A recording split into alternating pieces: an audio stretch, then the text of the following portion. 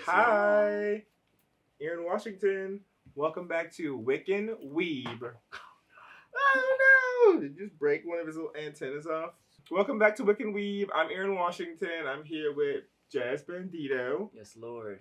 Oh, we had just had a great accident. He's actually putting this little sculpture down. All right, now we have to start with the gift. Now we have to. No, we'll save that for later. No. That's hilarious, though. All right. So, hi, Jazz. Welcome. What's good? I'm glad to have you here. Finally, we've been talking about this for a while, so we wanted finally to sit down and actually do the recording and talk about Pokemon and, get this thing actually started again. So, as you all know, I'm here in Washington, and, Wiccan Weeb is pretty much about me and my Pokemon and anime collections and obsession, and the people in Louisiana or the surrounding areas of the South that also share parts of that obsession, be it Pokemon or anime. And so Jazz Bandito is here because he's also really into Pokemon. Yes, Lord.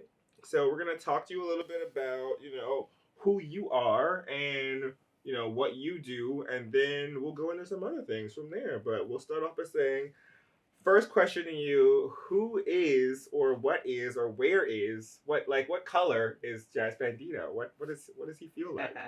Well, people want to know this, I'm sure. Have you talked about this before? Let's go into it. If I was a color, I'd definitely be green.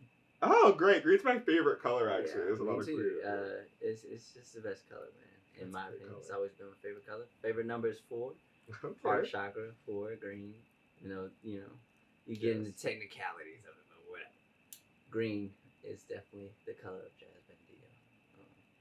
But yeah, I'm from Lake Charles, 27. I'm a rapper.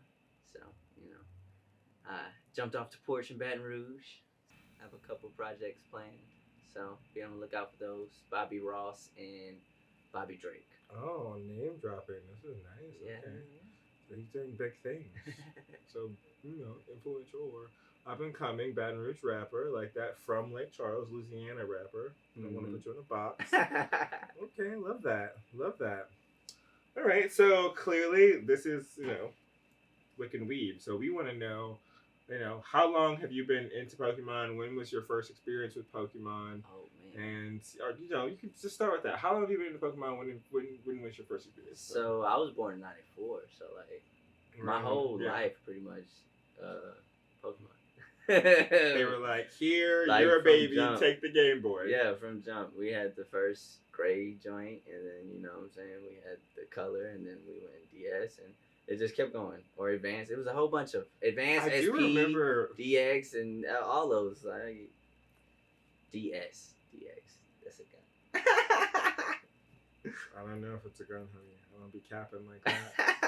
But yes, I do remember like the old school Game Boys, like those big gray blocks, and being so impressed when I was like, oh, it's a color one now. I just always loved it. And then we went to like a Christian like academy, and they sent out this newsletter, and it was like, Pokemon is the devil. And you can't have Pokemon, and a kid was sleeping with a Pokemon card under his pillow, and it haunted him. And, wow. It was like, no Pokemon.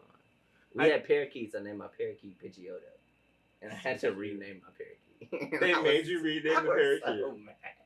They're like, no associations. We gotta remove this from your vibration. Yeah, no man. Devil Pokemon. But it didn't last long because I just love Pokemon. Like, and then, even parents can see the innocence in that. That's dumb. Like, that's dumb. I do remember a lot of that BS back in the day as well. Just like, they still think about Yu-Gi-Oh too. Like, this is of the devil. Like, really? Okay. Yu-Gi-Oh was there. Honestly, Pokemon was more so the game, like the video games. Yu-Gi-Oh was the cards. Yu-Gi-Oh was the cards for you when you were growing up. But we still, I collected Pokemon cards. We go to Dollar General. We would run game. Like, my brother would go and Tell us about the game. Open all the packs. While he's doing at the Dollar General, I'm buying candy with pennies. I just go in straight to the counter. So you were distracting them and throw all while the he's opening them to see if y'all got any hits. And then he would take the good ones, and then the rest of them he would be like, "Hey, somebody open these. Can we have them?" And most of the time he would be like, "Yeah." It's already done. Did you even ever pay for the packs of cards? Back then. No. Oh my god. This was bad. You were like a rebel. Yeah, and then I do remember stealing a few packs, but I would never be that bold. So, And that was like, fun. I'm glad you just had to incite that. I feel like that was memorable. It runs deep for me, man. It's always been there. You know what I'm saying? I'm surprised I don't have any tattoos of it yet. Like, We should probably change that. We'll see. We'll update you later to see if Jazz gets a Pokemon tattoo. I definitely will. So okay, this was like super great. And you pretty much blew that out the park. I'm like speechless. I'm like, where do I even go from there now? So didn't really get into the cards as much back in the day, but you were into the video games. Did you watch the the little? Oh yeah, definitely watched the show. Everybody has to watch the show. Man. Everyone watched the show. Not everyone, but of course. I watched the show. You know what I'm saying? But yeah, that was my thing. It's Saturday morning cartoons. That's who I was. Yeah, exactly. I was inside with the cartoons. Like, yeah. And I feel the exact same way. I collected Pokemon, and I really did have some great cards, but I probably didn't take care of them as much as I should have back when I, was then. But then Yu-Gi-Oh! By the time Yu-Gi-Oh! Came out, I have so many. I have all my Yu-Gi-Oh! Cards in a binder, and they are pristine. I'm probably missing at least like 4 decks because I had like a lot of things too, but I have like most of them in a binder, and they're crazy. pristine. See, so that's how I got back into it. I'll show that one day too, man. We'll get into that. I'll have you back, and then we'll talk about your Pokemon tattoo, and I'll bring out the Yu-Gi-Oh! Binder. But that's how I got back, because of the hurricanes. So I'm from Lake Charles. Mm-hmm. Didn't take care of the Pokemon cards. Wasn't paying attention.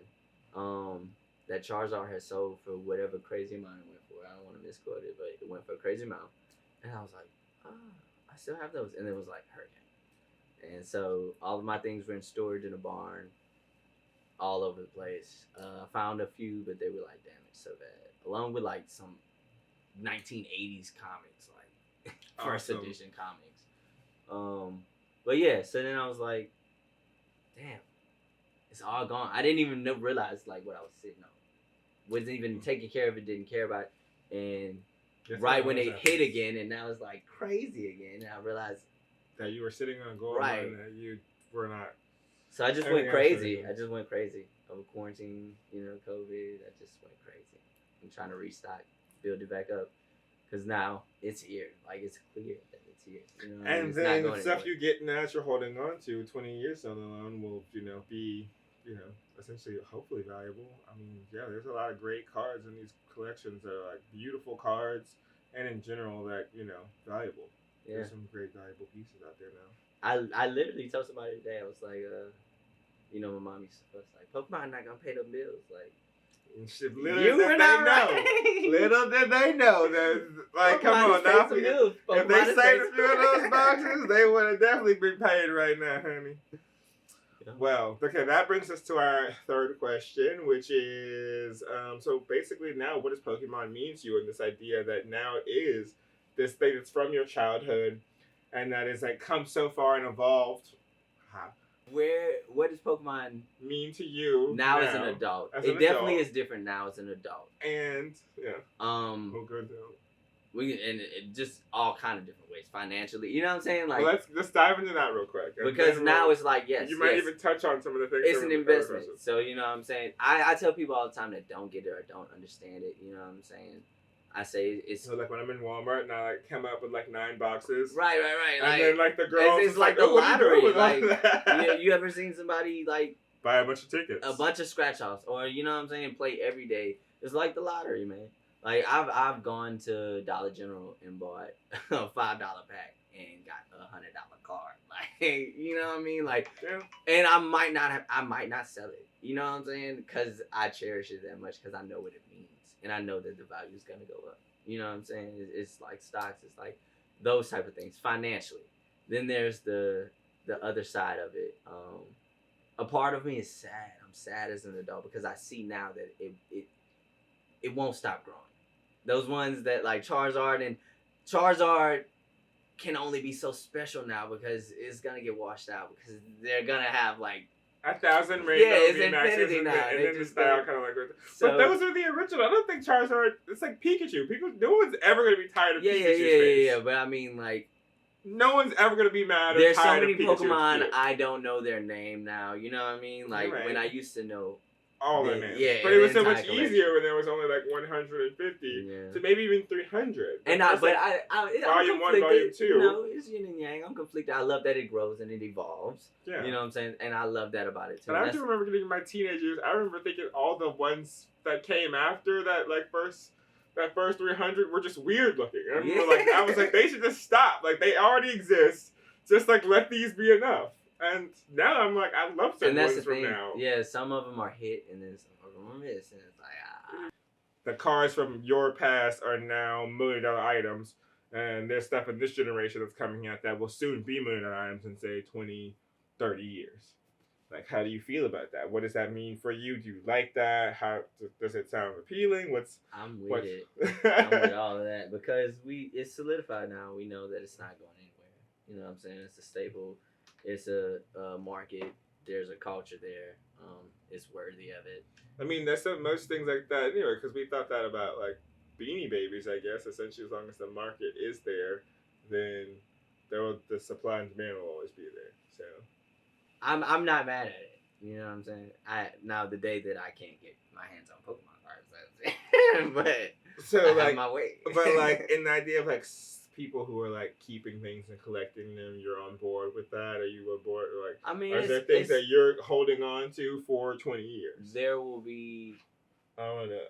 And if you had the ability to have whatever you wanted right now, and you weren't, in a market to sell anything around, you could just collect it and be a collector, and then maybe eventually reap the rewards of it. Would there be something that you would hold on to for 20, 30 years?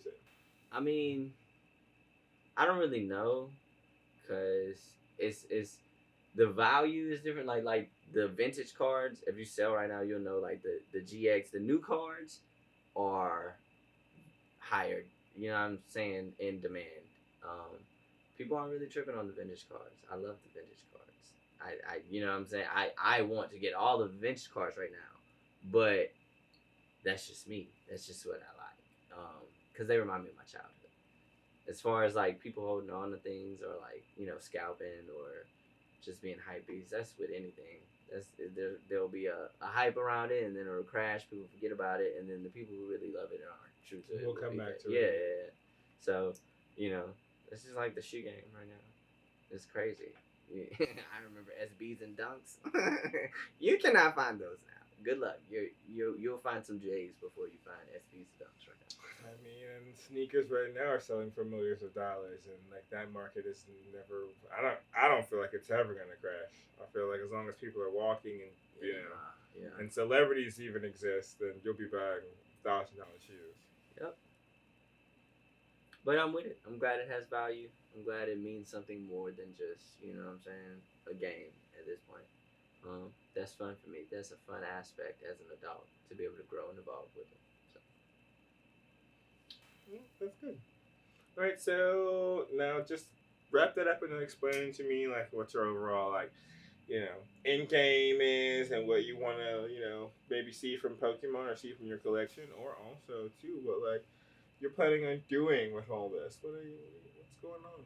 You gonna add more to your collection? Or are you gonna tell? What's in the makings for Jazz Bandito?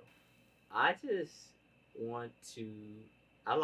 It's kind of like with weed, it's therapeutic for some people to smoke it. It's therapeutic for some people just to roll it. I like opening the packs. You know what I'm saying? I like love opening the packs of feeling weed. of opening a pack. Oh, Pokemon. Yes. Yeah, I forgot about it. Yeah, we were talking about it again? Yeah. So that's as long as I can continue to finding new cards that I like, then I'll hold on to them. And when I don't like them anymore, I'll bless somebody with them, or sell them for profit. But as long as I can continue to do that and find thrill and joy in it, I'm good. That's all I need. I don't really have like an end game with it. I didn't realize it would be here this long. I didn't realize it would be a pillar of my life like this. So. And you loved it, so it didn't really feel like it's a sort of like a journey. I mean, it's never been taxing. It's never like, oh, I don't want to do any Pokemon. It's like I'm always with Pokemon. You're always with Pokemon. I feel the exact same way. I mean, I just do it for fun. I don't even I don't know if I'll even sell my collection when they're really expensive. Oh, They no. might just have to like get them when I die. I Someone's just gonna have definitely, to get the estate. I'm flipping. I don't know about that. I'm like a dragon. I just want to like sleep on my hoard and my treasures and not give them to I anybody. keep the ones I love. I keep the ones I like, but there's so many valuable ones that I'm indifferent about.